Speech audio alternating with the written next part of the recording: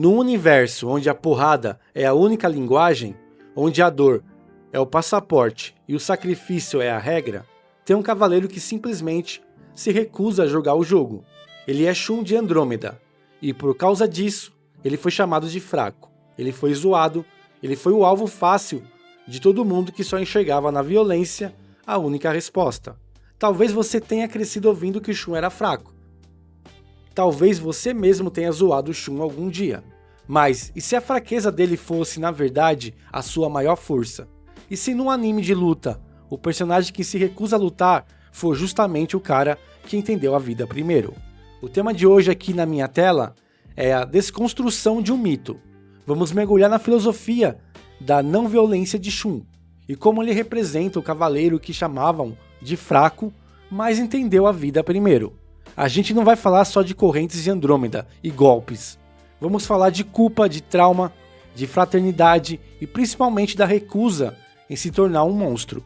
Porque a história de Shun não é sobre o que ele pode fazer com suas correntes, mas sobre o que ele escolhe não fazer. Para a gente entender por que Shun hesita tanto, a gente precisa entender o peso que ele carrega. A corrente de Andrômeda não é só uma arma, é um símbolo. Essa corrente carrega o peso da culpa dele. É quase como se cada elo lembrasse: você tá vivo porque alguém sofreu no seu lugar. O Ikki salvou Shun de um destino de morte, na Ilha da Rainha da Morte. Esse sacrifício forçado criou a culpa do sobrevivente. Pensa bem, ele, o mais novo, o mais frágil, foi o que escapou do inferno. E quem foi para lá? O irmão mais velho, o protetor. Isso não é só uma dívida, é uma ferida aberta na alma. Ele sente que não tem o direito de usar a força, de ferir, porque a vida dele foi comprada com a dor do irmão. A corrente que poderia ser usada para atacar é primariamente usada para defender e proteger. É uma barreira, não é uma lança. Ele poderia usar a corrente como arma, mas quase sempre ela vira escudo.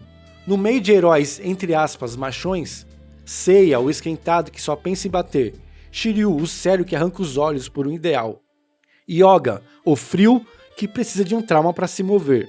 Shun é o elemento sensível. Ele chora, ele hesita, ele se preocupa com o inimigo. Isso é visto como uma fraqueza, mas na real é a desconstrução do herói que só sabe resolver problema na base do soco. A sociedade e o próprio anime tenta forçar o Shun a ser, entre aspas, um homem de verdade, um guerreiro sem lágrimas, mas ele se recusa. Ele nos ensina que a empatia é uma forma de poder muito mais evoluída do que a agressão. Shun não está interessado em provar que é o mais forte. Ele quer que a luta nem exista. O conflito dele com Yoga, por exemplo, é a prova disso. Yoga, o Cavaleiro de Gelo, é a personificação da frieza necessária para a guerra. Shun, com seu calor e sua compaixão, é o oposto. Ele se sacrifica por Yoga várias vezes, não por fraqueza, mas porque ele entende que a conexão entre eles é mais valiosa do que a vitória individual. A não violência de Shun não é covardia, é consciência. Ele entende o cosmo num nível que os outros cavaleiros não pegam. O cosmo é a energia da vida, da criação. Usar isso só para destruir é para Shun uma blasfêmia. Ele vê o inimigo não como um alvo a ser eliminado, mas como um ser que também tem um cosmo, uma história, uma dor. Ele consegue sentir a dor do outro. É por isso que ele hesita. A hesitação dele é a pausa ética que falta nos outros. Isso lembra um princípio que parece muito no budismo e em outras tradições, a tal da não violência. Não é só não matar, é não sentir prazer em ferir. Shun é esse cara. Ele tenta, até o último segundo, evitar o ataque. Ele só ataca quando a defesa dos amigos ou a própria sobrevivência é a única saída. E mesmo assim, ele o faz com piedade. Piedade que faz chorar pelo Cavaleiro de Peixes, mesmo depois de ser atacado. Ele não celebra a vitória, ele lamenta a perda. Essa é a ideia central, o cavaleiro que se recusa a virar monstro.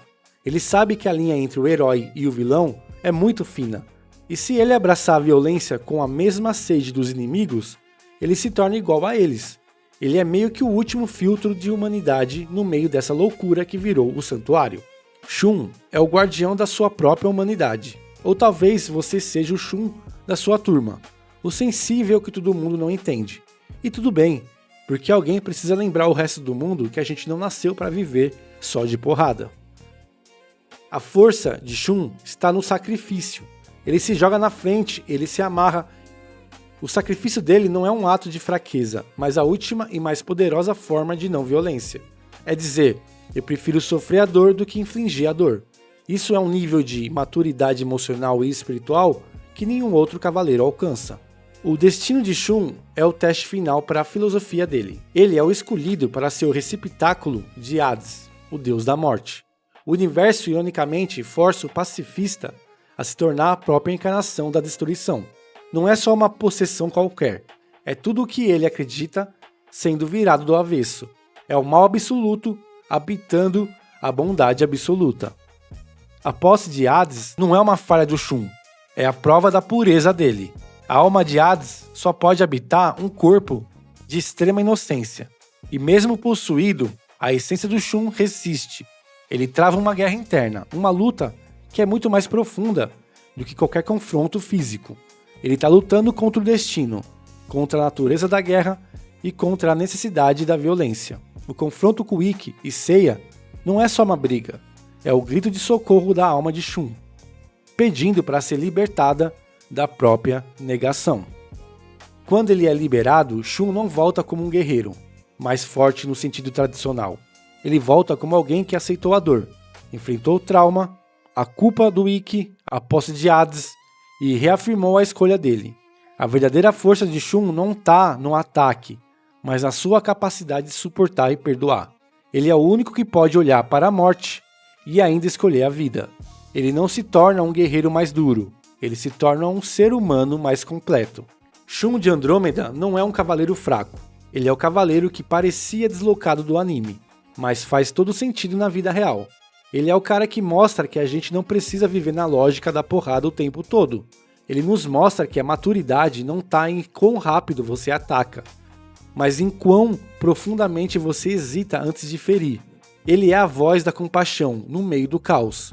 Ele é a prova de que o verdadeiro poder reside na escolha de não usá-lo.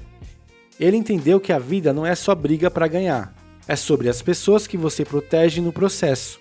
E é por isso que ele é o cavaleiro que entendeu a vida primeiro. Quando você era criança, você se via mais como Seiya, Ikki ou Shun. E hoje adulto, continua igual? Mas isso foi o que eu vi na minha tela. E você, o que viu na sua? Se você gostou dessa análise, deixe seu like, se inscreva no canal e ative o sino para não perder os próximos mergulhos profundos.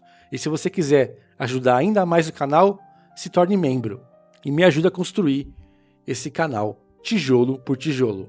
Muito obrigado pela paciência, pelo tempo e pela confiança em usar seu tempo comigo. Muito obrigado e te vejo no próximo vídeo.